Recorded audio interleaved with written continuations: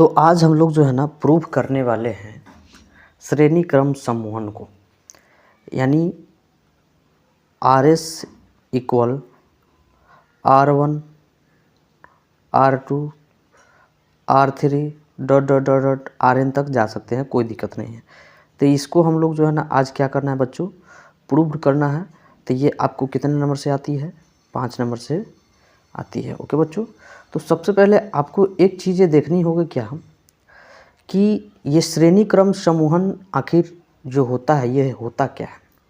देखो, श्रेणी क्रम समूहन कहता क्या है कि सभी प्रतिरोध, बात समझ रहे हो? जैसे देखो मैं बता रहा हूँ, सभी मान लो कि 3 गो हम प्रतिरोध बना दिए, ठीक। सभी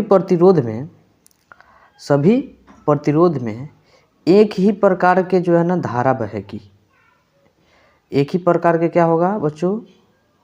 धारा बहेगी, परंतु उसके सिरों के बीच के विभवांतर, उसके सिरों के बीच, जैसे ABCD, सबसे पहले समझो, उसके सिरों के बीच के विभवांतर उनके प्रतिरोध, मतलब इसका बात कर रहा है, उनके प्रतिरोध के अनुसार अलग अलग होगा। जैसे मान लो कि हम ये 5 ओम दिए, ये हम 6 ओम दिए, ये हम 7 ओम दिए, तो सब में तो धारा एक के समान प्रवाहित हो रहा है, लेकिन प्रतिरोध कितना है? 5 है। तो ये 5 के अनुसार जो है ना हमारा वोल्टेज बदलेगा। ये 6 है तो 6 के अनुसार जो है हमारा क्या होगा? वोल्टेज बदलेगा। ये 7 है तो 7 के अनुसार जो है हमारा वोल्टेज बढ़ेगा, बदलेगा, ठीक। तो सीधी सीधी अर्थ क्या कहता है बच्चों?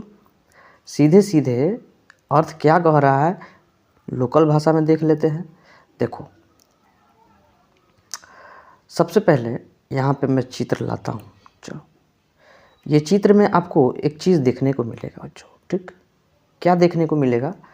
ये देखो, यहाँ पे धारा जो है ना I प्रवाहित हो रहा है। धारा क्या है? I जो है ना क्या हो रहा है? प्रवाहित हो रहा है, बहाव हो रहा है।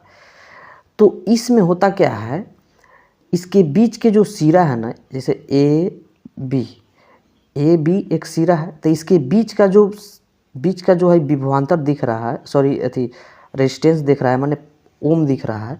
इसी के अनुसार आपका V भी चेंज होगा, R2 के अनुसार V2 भी चेंज होगा, R3 के अनुसार V3 भी चेंज होगा। तो यही तो बात वो कह रहा है, यही तो बात कह रहा है। तो कैसे इसको लिखोगे? श्रेणी क्रम समूहन क्या है कि सभी प्रतिरोध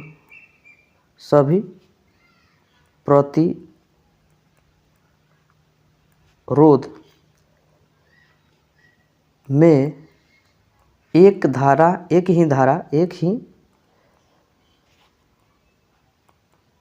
ही धारा क्या हो रहा है? बह रहा है, चाहे प्रवाहित हो रहा है, ठीक। लेकिन क्या? उनके सिरों के बीच, सिरों का मतलब ये A और B, ये B और C, ये C और D, उनके सिरों के बीच विभवांतर, यानी भी विभवांतर उनके प्रतिरोध हो, यानी ओम का बात कर रहा है। ये प्रतिरोध, ये R1 R2 R3 V1 V2 V3 विभवांतर R1 R2 R3, ये प्रतिरोध, उनके प्रतिरोधों के अनुसार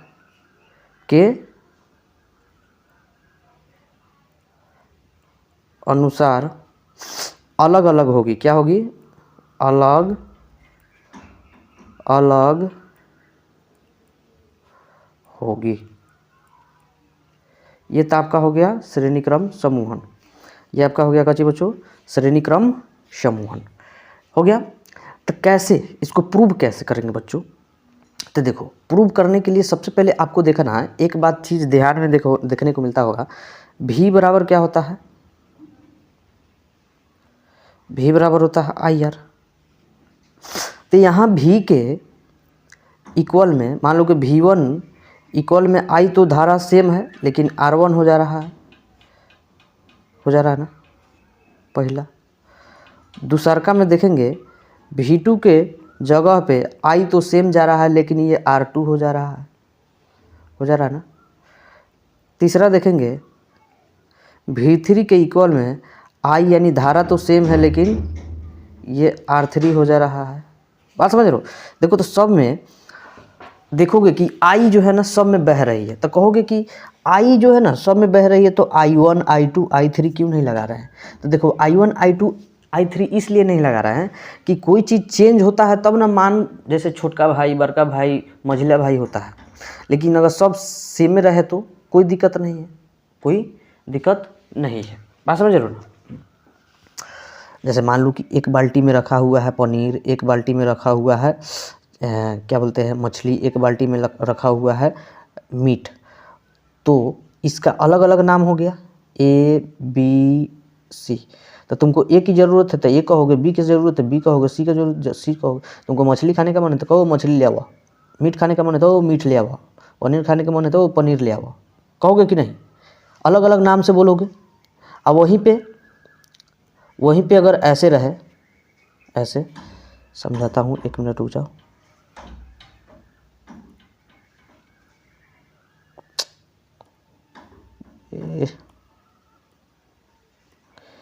एक मिनट समझाता हूँ, रुक जाओ थोड़ा देर।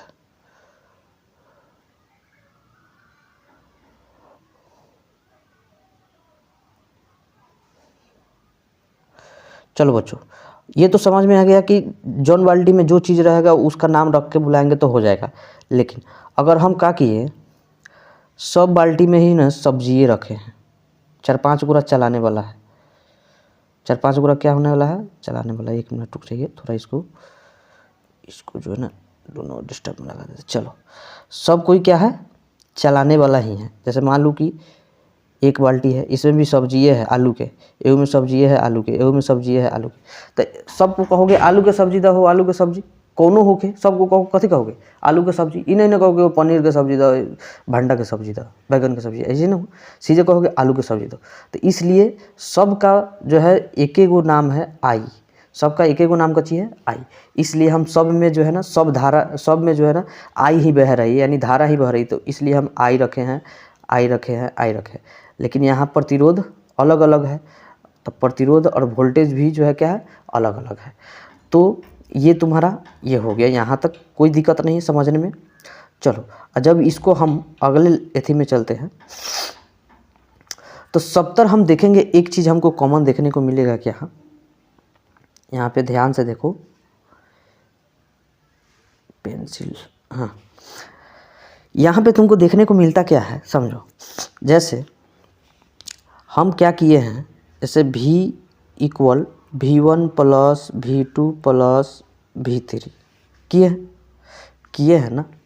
अब देखो, अगर यही चीज़ हम देखें, एक और लिए हैं हम लोग कि I R1 I R2 I R3 लिए है ना, ऐसा लिए है ना। चलो, तो इसमें एक चीज़ तुमको देखने को मिलेगा, इसमें आई कॉमन दिख रहा है कि नहीं, आई कॉमन दिख रहा है। तो आई को हम लोग कॉमन करें, आई को क्या करें, कॉमन करें, तो बोलो ये R1 + R2 + R3 हो जाएगा, कोई दिक्कत नहीं है, हो जाएगा ना।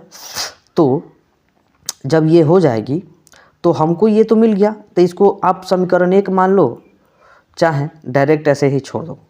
अब देखो, हम लोग एक चीज़ देखे हैं, यहाँ पे देखे नहीं, अभी बताया नहीं है हम। यहाँ पे मान लो कि आपको इस टोटल को ये टोटल को हम चाहें तो RS मान सकते हैं कि नहीं।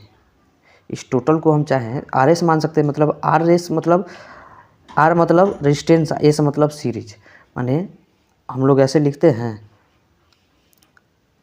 RS = R1 R2 R3 ... RN ऐसे लिखते हैं। तो इसके बराबर में E है कि नहीं, तो इसको चाहेंगे तो ये मान लो, इसको चाहो तो ये मान लो, कोई दिक्कत नहीं होगा, ऐसा होता है ना। चलो, इसको हटाते हैं। चलो, तो जैसे हम इसको आर एस माने, क्या किए बच्चों, जैसे आर एस माने तो ये क्या हो गया, इसको आर एस माने तो I R S, I R S हुआ कि नहीं। इधर तो आपका वही चीज़ हुआ सेम, ये भी बराबर हम V1 V2 V3 माने चाहे इसके बराबर इसको माने, तो ये हो गया हमारा क्या, भी डायरेक्ट भी मान लो। तो ये हमको निकल के आ गया कि नहीं, ये इतना चीज़ भी बराबर आई आर एस, भी बराबर आई आर एस। अब चलो समीकरण 1 लो और समीकरण 2 लो। तो समीकरण 1 में हमको क्या मिला था, समीकरण 1 में आई R1 plus R2 plus R3। अच्छा, समीकरण 1 मिला था, और समीकरण 2 में हमको क्या मिला, V बराबर आई आर एस। चलो, तो समीकरण 1 और समीकरण 2, समीकरण 1 और समीकरण 2 से तुलना करने पर, कथी करने पर, तुलना करने पर, जब तुलना करोगे आप तो दोनों के इक्वल में रखोगे। तो चलो आई आर एस, समीकरण आई आर एस जो है समीकरण का चाहिए 2 है, तो आई आर एस इक्वल में समीकरण 1 को रखते हैं, तो ये आई R1 R2 R3। तो बोलो आई से आई गया तो हमको कथी मिला, आर एस बराबर R1 plus R2 plus R3। बोलो ये आपका प्रूव हो गया कि नहीं, प्रूव्ड हो गया, कोई दिक्कत नहीं है। चलो एक बार इसको हम लोग समझ लेते हैं फिर से।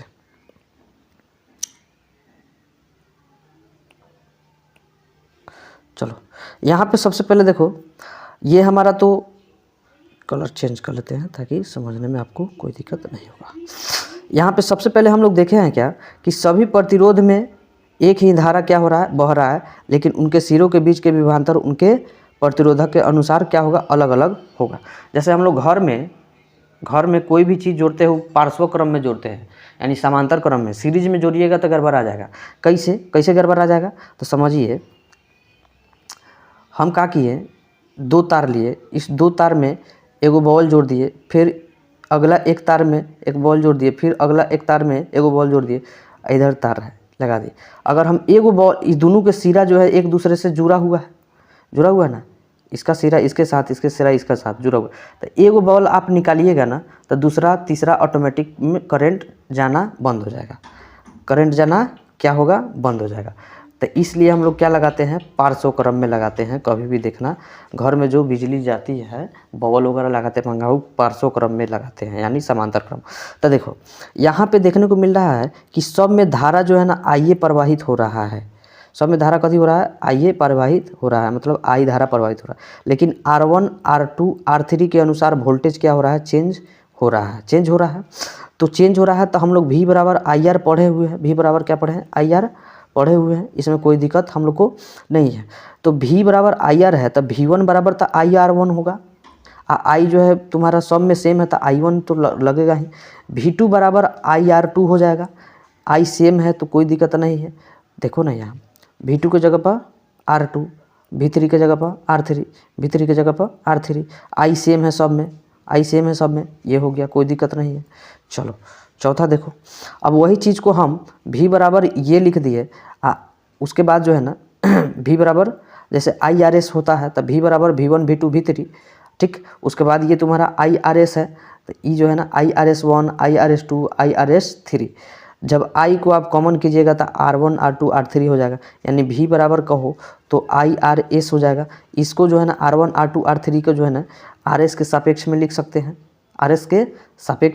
सकते हैं, जैसे हम समझाते हैं, जैसे 2 रुपया है तो 1 रुपया प्लस 1 रुपया, अब ये लिखो तब चाहे ये लिखो तब दोनों बराबर होगा कि नहीं। तो मान लो ये आर एस हो गया, ये तुम्हारा सीरीज हो गया, मतलब ये वाला भाग जो है तुम्हारा ये हो गया, और ये वाला भाग जो है ना कहाँ गया, आर एस, ये वाला भाग जो है तुम्हारा ये हो गया, ठीक है। तो आर एस यानी 2 रुपया को छटका देना है R1 R2 R3 में, ये आर एस तो आपका एक सम्मिलित रूप है। ओके बच्चों, चलो आगे देखते हैं।